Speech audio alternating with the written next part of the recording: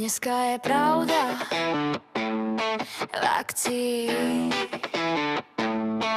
zajtra je pravda v oprave.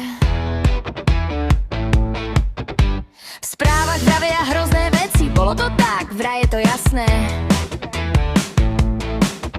O 2 hodiny hocová polícia, ups, to bolo trochu nepresné.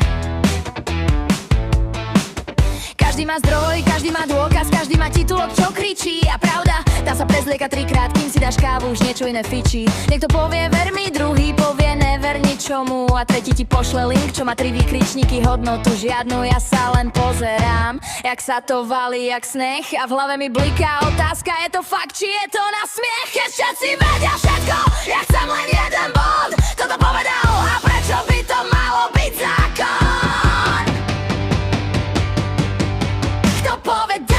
Že toto je pravda?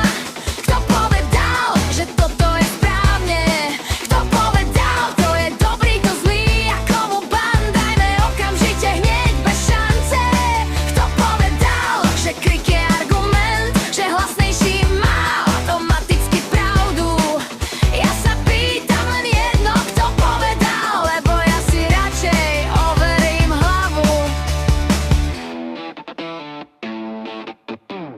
Potom príde AIčko, vypustí video do sveta. Gazela žerie leva, slon hraná, akordeón a ľudia, to je meta. Zajtra ti ukážu aj teba, jak hovoríš veci, čo si nikdy nepovedala. A niekto tomu uverí skôr, než sa ti stihne spýtať, či je to pravda. Politik vraví, čo tomuto národu chýba, Jano mu odpovie jednou vetou.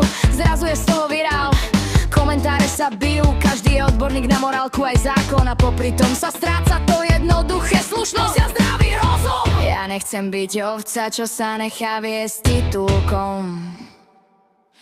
Tak sa pýtam na hlas, aj keď to znie jak provokácia.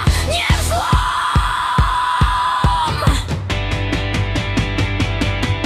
Kto povedal, že toto je pravda? Kto povedal, že toto je správne? Kto povedal, kto je dobrý, kto zlý? A komu bandajme okamžite hneď bez šance? Kto povedal, že krik je argument, že hlasnejší má automaticky pravdu? Ja sa pýtam len jedno, kto povedal, lebo ja si radšej overím hlavu.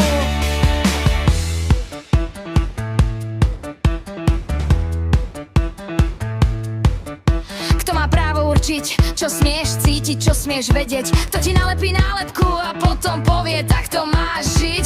Raz si hrdina, raz si problém, podľa toho, kto drží megafón. A ja si radšej držím otázky, než cudziu istotu jak betón. Kto povedal, že toto je pravda? Kto povedal, že toto je správne? Kto povedal, kto je dobrý?